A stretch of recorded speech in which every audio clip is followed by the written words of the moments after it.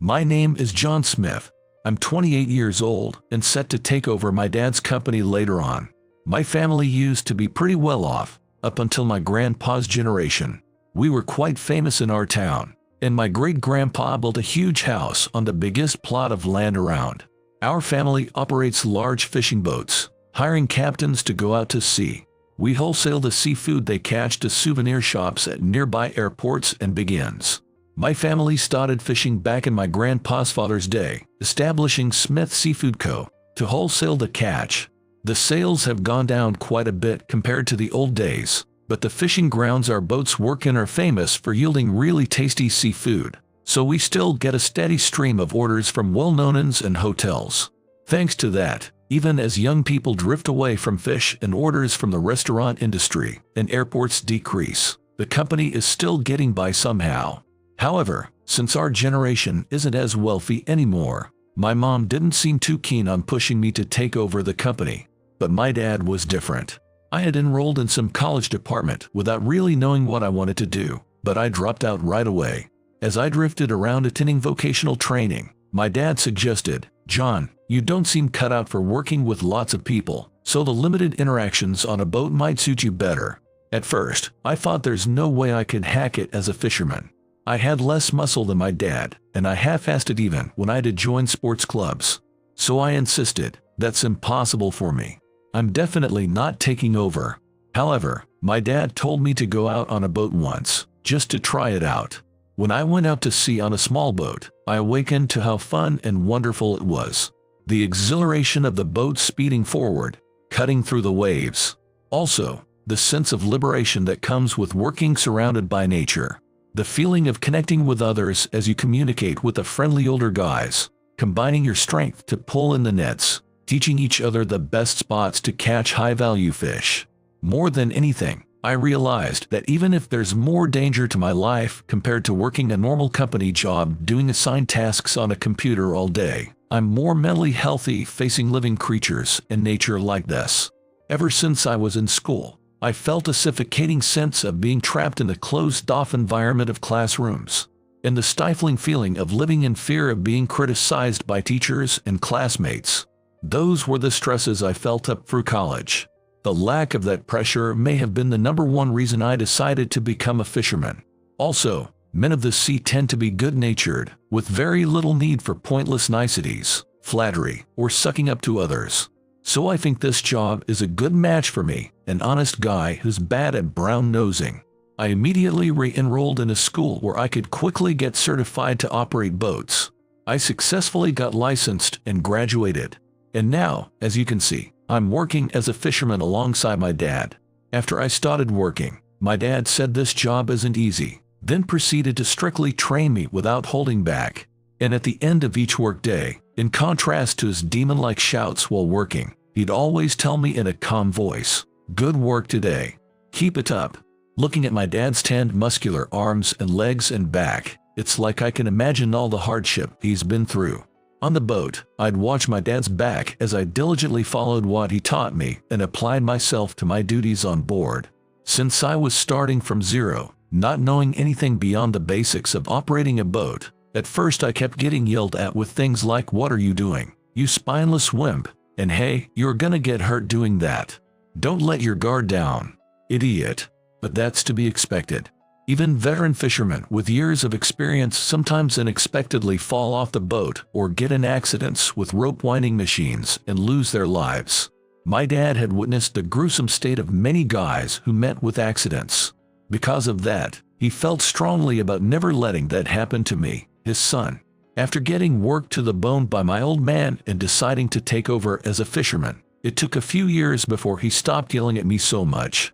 He never praised me with a smile, but before starting work each day, instead of just silently beginning, my dad always made sure to say, "Let's do our best today."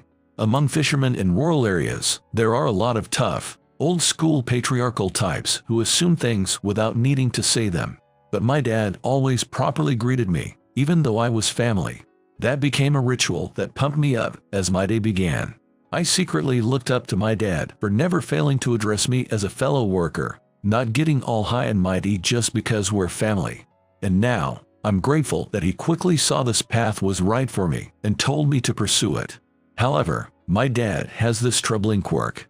He has this strong, fixed belief that any girl I date absolutely must have a proper job and be a good-natured person. If there's even one little thing he doesn't like about her, he won't approve. Personally, I figured it'd be fine if she helped support the household however she could, even just with a part-time job, when the timing worked out. Other than that, I thought it'd be nice to have someone who could take care of the kids and housework while I'm at work. Someone I could relax around, even if she didn't have some great profession. But ever since I was a student, my dad would somehow sniff out when I was dating someone and insist I bring her home. Looking back, my dad was probably thinking about having me take over even back then. If a girl seemed the slightest bit mentally weak, wimpy, or shy, my dad would mercilessly bombard her with harsh looks and questions. Then, as the girl's spirits broke under my dad's attitude, our relationships would gradually get awkward and we'd break up. That was the usual pattern. As for how he always found out I got a girlfriend, it's probably because we live in a really rural area with a tight-knit community. Someone must have spotted us walking home together or out on a date nearby and reported it to my dad. That's how much everyone's business gets around in the town I live in. Because of stuff like that, at some point I stopped getting girlfriends. Part of it was that I got too busy to think about that stuff when I was unsure about my path in life around the time I started college. And once I became a fisherman, I spent most of my days off just sleeping. Anyway, while I had no romantic prospects, my local classmates found partners in high school or college and got married. Seeing that, all I could feel was impatience. But then one day, while out on the boat, my dad and I happened to be alone. Out of the blue he asked, "Hey, you don't have a girlfriend these days?" So I sulked and said, "It's 'cause you always scare him off." So I got kinda tired and stopped feeling that urge as much. After pondering for a bit, my dad said, "You know, I heard the daughter of a CEO I know is looking for a husband now. He says she's 3 years younger than you, but what do you think? Want to give it a shot?" The idea of an arranged marriage made me freeze up for a while, unable to answer. I thought it'd be awkward to refuse if we didn't hit it off. Seeing my pathetic face, my dad laughed. "Ha ha ha. You're quite the looks-oriented guy, huh? Well, if she's not your type, you can just say no. It's just that this CEO has always been good to us, so I can't brush him off lightly. What do you say? Will you participate for my sake?" My dad asked me straightforwardly, not begging or groveling at all. I found my dad's usual bossy attitude a bit annoying, but I decided to accept his request, figuring this was par for the course. My dad's a real male chauvinist, and he rampages for a while when angry, which is a huge pain. He's usually mellow with the kids, but he often uses a commanding tone with Mom. Partly because I didn't want to put my dad in a bad mood, I reluctantly agreed to the arranged marriage meeting. But unlike dating apps or matchmaking parties where you apply yourself, with an arranged meeting you can't choose the other person. My dad said he didn't get a photo, refusing to show me what she looked like. From that, I could easily imagine she probably wasn't a beauty, so I couldn't get too enthused. In school, it's not like I only dated total knockouts, but you can spend time together and then ask them out. But with an arranged meeting, having zero contact until that first meeting, then suddenly sitting at a table and being told okay, talk. For a socially awkward guy like me, that's way too painful. All my previous girlfriends were girls I happened to start talking to at events, on the same committee, or when we got seated near each other. And since we were at the same school, we could have a good enough time chatting about school-related topics or our hobbies. But meeting people is different once you're a working adult. When your whole environment, education level, financial situation are totally different, what are you supposed to talk about? If your hobbies are different, that topic probably won't go very far either. What the heck was I going to discuss with her? For me, that was more depressing than what she looked like. But apparently, from my dad's perspective, all my girlfriends were cuter than average. I was unconsciously dating girls who were my type, so realizing my dad thought that about me was embarrassing. It made me want to do the arranged marriage even less. However, the reason there was no photo was because the CEO apologized to my dad, saying his daughter hates having her picture taken, so he was sorry, but there was no photo. I wondered if she was really lacking confidence in her looks. If she was a gloomy person, it might be a bit tough to keep the conversation going. Thinking such thoughts, I obediently followed my dad's instructions, getting a suit ready and practicing styling my hair. Then the day of the arranged meeting arrived. We arrived at the designated restaurant about 20 minutes early. We were told they were already seated in the room, so we headed to the specified room.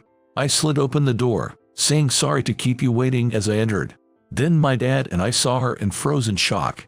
It turned out the CEO's daughter was in a wheelchair. We hadn't been told anything like that. My dad glanced at the CEO with a look that said as much, but the CEO kept a poker face as if nothing was amiss. Damn, we got tricked. I could immediately tell my dad was crestfallen. But since we were in front of the concerned parties, my dad kept his expression unchanged. With a plastered-on smile, he amiably made small talk with the CEO. My dad usually has a short fuse, but he's terrifyingly good at putting on an act for others. After my dad and he chatted a bit, we introduced ourselves to each other. Nice to meet you. I'm John Smith. Thank you for coming today. No, thank you for having me. I'm Emily Johnson. Nice to meet you too. Once we flatly exchanged greetings, Mr. Johnson said with a smile, well then, I suppose it will be easier for you two to talk with just each other. Shall we step out for a bit? Mr. Johnson and my dad, who was desperately suppressing his anger to keep it from showing on his face, left the room together. No matter how advanced social welfare becomes, to my dad, Emily's condition surely seemed like nothing but a burden that would make living together a hassle. Plus, my dad and Mr. Johnson weren't just close to work. They were childhood friends who went to the same local schools and were quite tight. My dad was probably really shocked that Mr. Johnson had lied to him in such an important situation. As I hoped my dad wouldn't get into a fight with Mr. Johnson later, I nervously tried talking to Emily. While I got a cold impression at first, that was just because she wasn't the type to plaster on a fake smile or raise her pitch unnaturally. Surprisingly, I was able to have a normal conversation with her. Her calm way of speaking and voice that wasn't needlessly shrill. I was getting a good impression of this unpretentious woman who didn't pointlessly try to liven things up. She's not an incredible beauty or anything, but I thought she had a nice look that seemed to reflect her calm and intelligent personality. I was glad it was her who came today.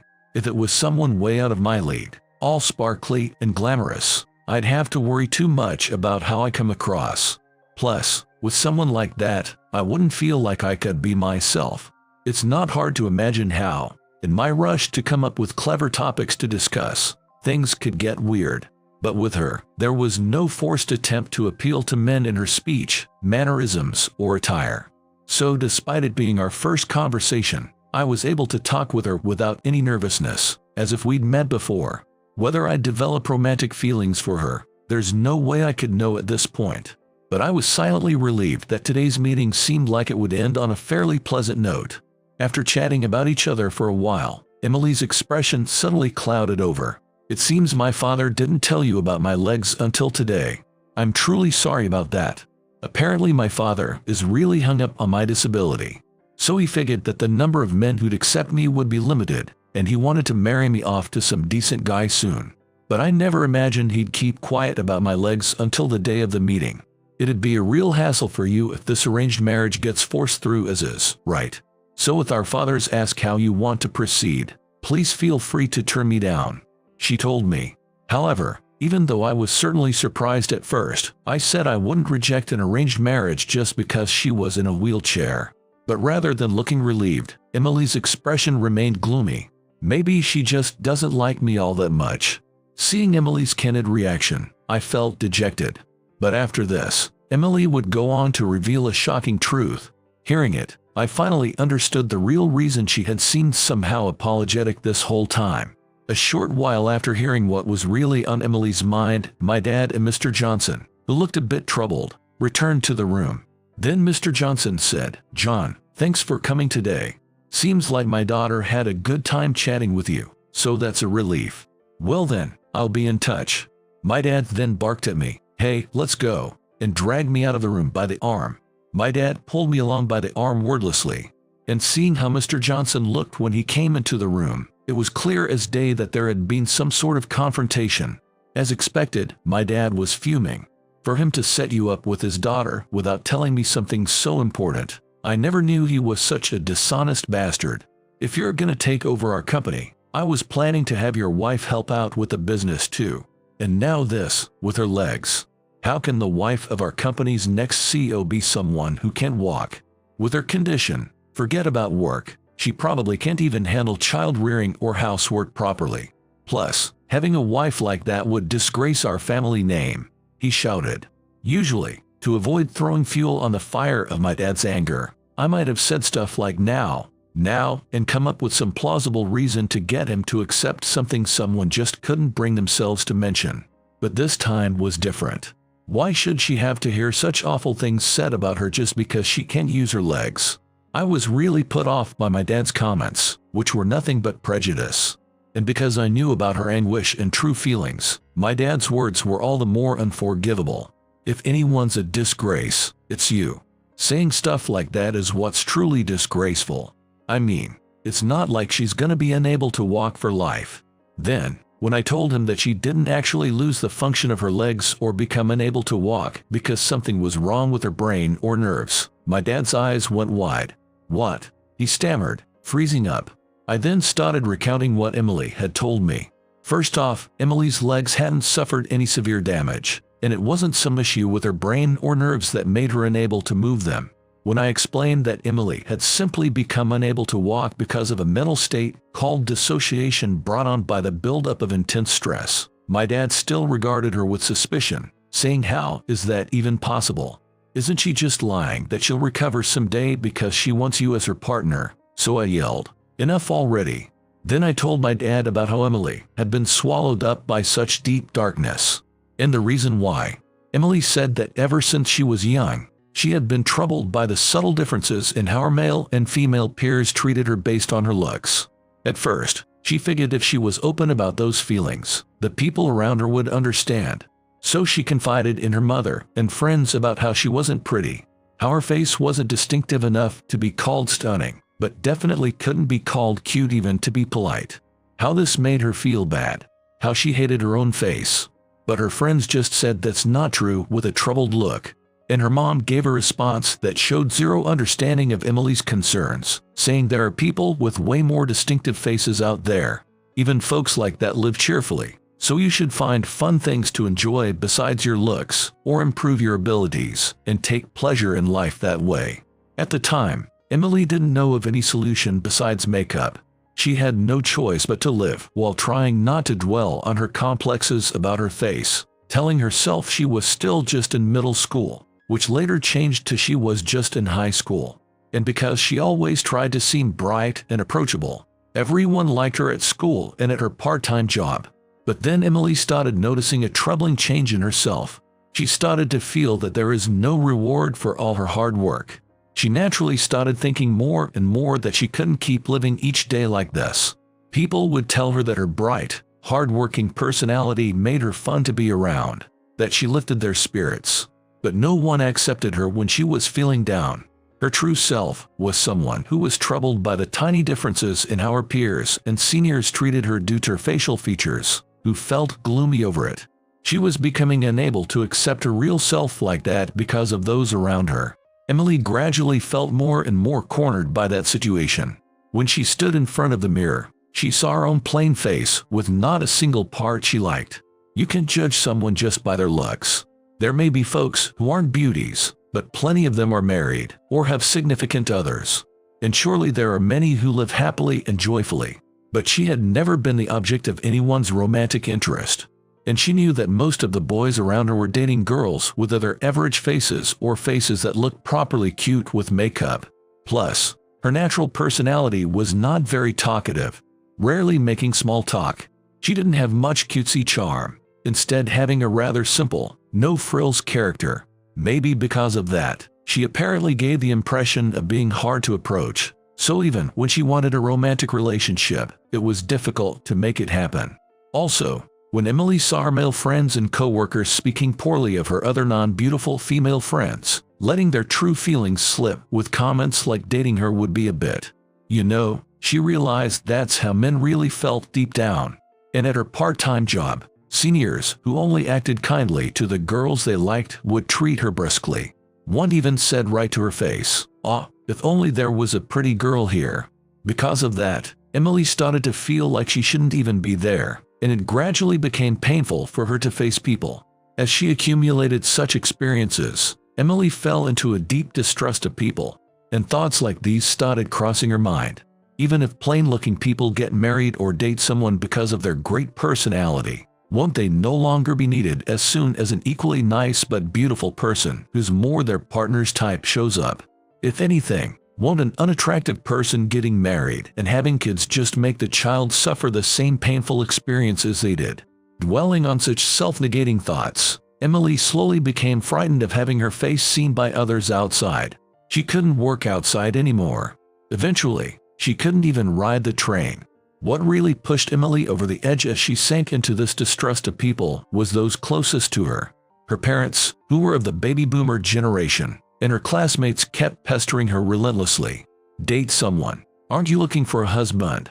As a result, Emily grew deeply resentful, thinking there's no way I can do that, and started blaming herself for not making it past the first screening when it came to romance. She wasn't a beauty or even cute, but she had to force herself or else people wouldn't like her. Not a bit of it was her true self. She kept up that act, but when she got home, she'd be overcome with exhaustion and collapse onto her bed. After coming home, just the thought of taking a shower or eating dinner felt incredibly taxing to an utterly spent Emily. As a result of forcing herself to keep living such days, Emily suddenly found herself unable to walk one day. At first, her panicked parents took Emily to the hospital for tests on her brain, nerves, legs, and so on. But nothing was out of the ordinary. Also, since she wasn't dizzy or numb, the doctor apparently judged that the cause wasn't functional. However, Emily's parents thought the only possible reason she couldn't walk had to be an injury or illness. They berated her mental weakness, saying she was just spoiled, not being strong enough emotionally, that young people these days are too fragile. With her parents' attitude like that too, there was no sign whatsoever of Emily's legs recovering. Despite the doctor saying she likely wouldn't recover unless she resolved her mental issues, Emily's old-fashioned parents, incapable of thinking any other way, made no attempt to sincerely understand her troubles. Emily said that at one point, after hearing something her mother said, she gave up, thinking she would probably never understand her in this lifetime. Plenty of people deal with the same worries you do, but they all live cheerfully, don't they? As long as your personality is good, you can get married. If someone likes you, that should restore your confidence. Her concerns were feeling looked down on by those around her, being treated coldly, and made to feel inferior because her appearance wasn't that great, not being able to accept her own looks. But to someone who's never struggled with their appearance, they say to stop fretting over something you can't change and focus on changing what you can. However, that doesn't actually resolve her true complex. It's like telling someone who wants to diet that their issue itself will keep tormenting them no matter how much fun they have dressing up nicely and talking cheerfully with others if they're still worried about their physique. Everyone says to just get over that concern, but that doesn't remove their suffering. I think the solutions for face versus physique are quite different, which may be where everyone pushes the mindset of live without caring about your face. Women especially tend to get subconsciously sorted by both genders based on their facial features. Of course, a person's likability is determined more by their character than their face. But when it comes to romance, the distance between two people often shrinks. At times like that, there's no doubt a partner's mood will be better if the other person's face is their type rather than not at all what they prefer. Despite that, people pressure you to believe humans value inner qualities for almost everything. I could understand Emily's distress. You gotta be honest about your own feelings too. There's a certain range of possibility when it comes to dating someone you're not really into. Even without any bombshells around, if there are two women, you can't help but compare which one is closer to your type. So for someone who doesn't really fit the mold in terms of looks or personality, it's totally understandable to feel down about that. Sinking into a deep depression over cold treatment from those around her, the pressure and values forced on her. Emily said she's especially scared of people her own age. She told me that the night before our arranged meeting, she couldn't sleep, worrying what if he's disappointed in me. On the day of the meeting, when she met me, even though my face showed a bit of surprise at the wheelchair, Emily mumbled in a voice that sounded ready to vanish at any moment that she was thoroughly relieved I talked with her normally. But even if she smiles and chats with me like that, I can't know what's truly in her heart. Once people reach adulthood, they gain the ability to hide their inner thoughts to some degree and interact amiably, to laugh and converse in a lively way even without any actual fondness. Emily figured I was just being considerate by having a pleasant chat with her. She wants no man to feel obligated to marry her. So she said she absolutely doesn't want me agreeing to keep meeting just because we might sorta get along. Hearing her firm resolve, I realized it would be wrong to thoughtlessly say I want to meet again. My old-fashioned father also spouted some really off-base nonsense about how if a woman has good looks, she'll make a fine wife and mother. He didn't understand Emily's troubles at all. Seeing my dad like that, I said, "Dad, I know there are tons of couples out there who marry even if they're not physically each other's type. But don't you think a lot of those couples who don't find each other attractive as romantic partners just become a family member once they have kids?" I think Emily hates that, like she's being told yet again that she's no good. Plus, even if someone did come to like Emily, there are plenty of married couples who stop having that spousal quality time together as they age, right? For reasons besides looks like that too. Emily has lost so much confidence that she'd get depressed thinking it was her fault if she got rejected as a potential partner now. That's what I don't think the whole marriage route is really suited for her. I don't want to force a sensitive person like her, who's so affected by what others say and do, into a relationship. I don't want to make her feel any worse. My dad made a face like he didn't really get it. But after a bit he said, "Well, anyway, what you're saying is Emily doesn't want to get married, right? Hey, that works out great for us, so fine by me."